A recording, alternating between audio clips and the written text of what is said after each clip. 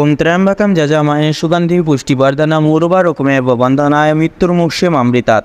হর হর মহাদেব। নমস্কার বন্ধুরা, আমাদের এই চ্যানেলে আপনাদের সকলকে স্বাগতম জানাই।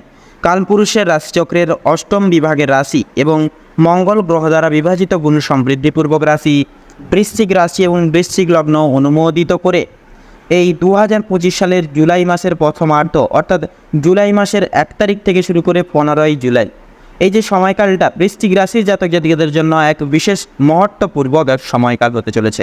গ্রহরাজ সূর্য, বুধ, মঙ্গল, বৃহস্পতি, শনি, রাহুর, কেতুর প্রভাব সংমিশ্রণে এই সময়কালে কিন্তু বিভিন্ন জীবন ক্ষেত্রে গুরুত্বপূর্ণ প্রভাব ফেলবে।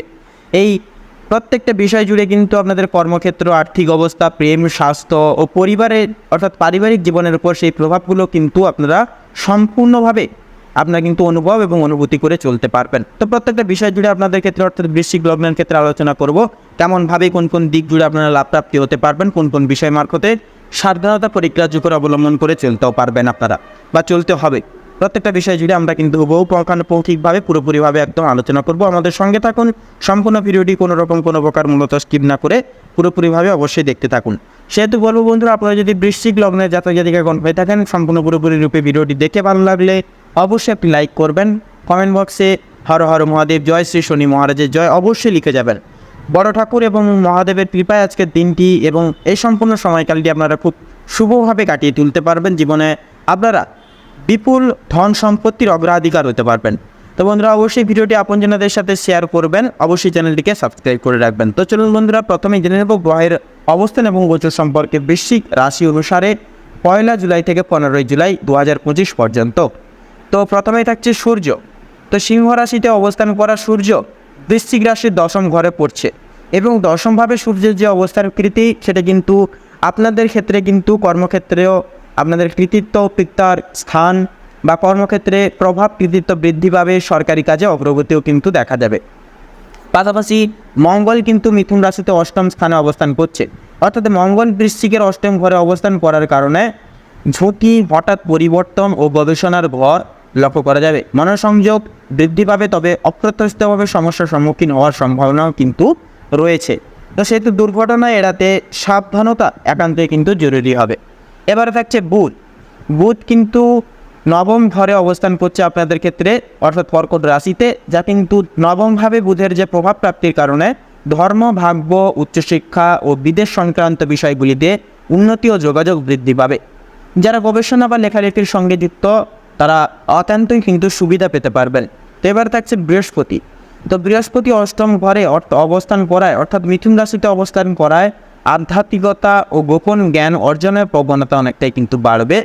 সম্পত্তি সংক্রান্ত আলোচনায় লাভবান হয়ে চলতে পারবেন। পৈতৃক সম্পত্তি নিয়ে কিছুটা ইতিবাচক দিকও কিন্তু আসতে পারে। তো এবারে থাকছে শনি।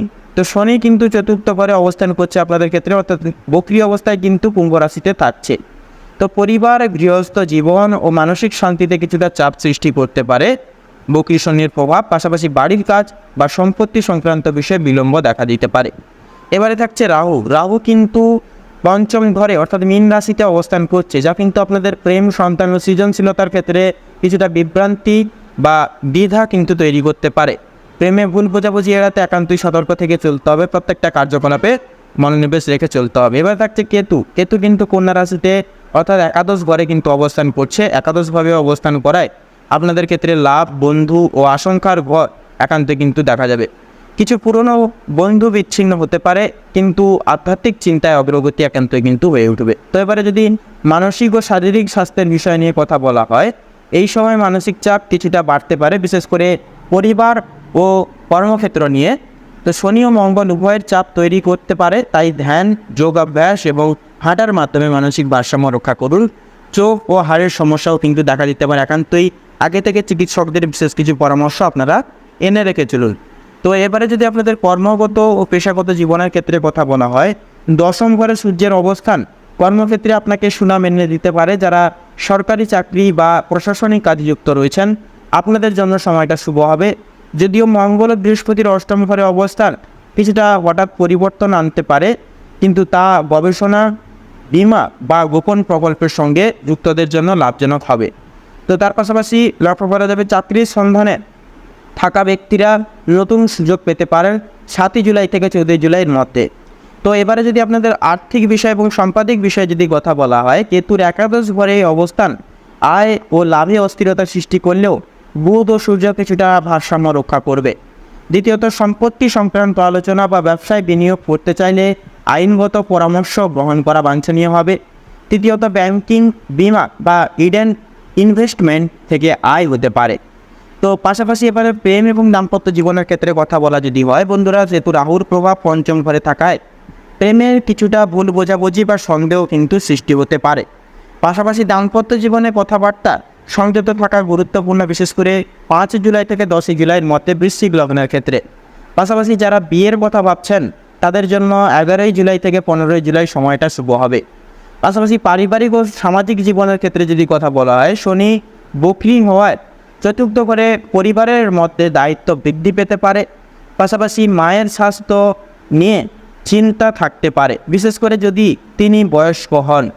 কিছুটা সম্পত্তি সংক্রান্ত বা পারিবারিক বিষয় নিয়ে পুরনো কোনো জটিলতা সামনে আসতে পারে। পাশাপাশি বন্ধু ও আত্মীয়দের সঙ্গে ভুল বোঝাবুঝি একান্ত এড়িয়ে চলুন এবং সর্বাঙ্গীন ক্ষেত্রে সকলের সাথে বন্ধুত্ব সুলভ ভাবভঙ্গি বজায় রেখে চলুন। পাশাপাশি শিক্ষাগত ক্ষেত্রে যদি কথা বলা হয়, নবম ঘরে বুধ থাকা শিক্ষার্থীদের জন্য সময় ভালো হবে, বিশেষ করে যারা উচ্চশিক্ষা, গবেষণা বা বিদেশে পড়াশোনা করতে ইচ্ছুক। দ্বিতীয়ত, বিদেশে স্কলারশিপ বা অ্যাকাডেমিশনের অর্থাৎ অ্যাডমিশনের বিষয় নিয়ে কিন্তু অগ্রগতি হতে পারে 8 জুলাই থেকে 12 জুলাইয়ের মধ্যে। তো প্রত্যেকটা বিষয় যদি বিশেষ কিছু বলা হয়, বিশেষ কিছু পরামর্শ যদি দেওয়া হয়, তো সেহেতু বলা হবে যে প্রতি মঙ্গলবার হনুমান চালিসা পাঠ করুন। অষ্টম ঘরের প্রভাব কাটাতে ওম রামদূতায় নমঃ জপ করা একান্ত উপকারী হবে। প্রতি শনিবার কৃষ্ণবর্ণ কুকুর বা গরুকে খাবার একান্তই খাওয়ান, অনেকটা কিন্তু গ্রহদোষ নিষ্কাশন হবে।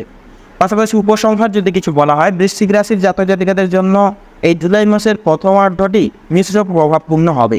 কর্মক্ষেত্রে উন্নতি ও সম্মান পাবেন, তবে পারিবারিক চাপ ও মানসিক উদ্বেগ তৈরি হতে পারে। সঠিক সময় জ্ঞান, ধৈর্য এবং আত্মনিয়ন্ত্রণের মাধ্যমে আপনি এই সময়টানটিকে নিজের পক্ষে কাজে লাগাতে সক্ষম হতে পারেন। তো সেহেতু বন্ধুরা, একান্তে অর্থাৎ বৃশ্চিক রাশি এবং বৃশ্চিক লগ্ন অনুসারে এই গোটা সময়কালের বিবৃতিকে ভিত্তি করে শুভ সংখ্যা হচ্ছে 37 থেকে 43-এর মধ্যে প্রত্যেকটা কয়েকটা সংখ্যা তুলি। শুভ দিক হচ্ছে পূর্ব এবং অগ্নিকোণ। শুভ রং হচ্ছে সবুজ এবং বাদামি। শুভ রত্ন হচ্ছে রুবি এবং শ্বেত প্রবাল। তো বন্ধুরা, আজকের ভিডিওটি এই অবধি। আশা করি আপনারা ভিডিওটির মাধ্যমে প্রত্যেকটা গুরুত্বপূর্ণ তথ্য এবং টিপস জেনে মূলত লাভবান এবং উপকৃত লাভ কিছুটা পরিমাণ কিছুটা পর্যায়ভিত্তিক করেও হয়ে উঠতে পেরেছেন। সেক্ষেত্রে বন্ধুরা, ভিডিওটি ভালো লাগলে অবশ্যই একটি লাইক করবেন। কমেন্ট বক্সে হর হর মহাদেব জয়, শ্রী শনি মহারাজের জয় একান্তই লিখে যাবেন।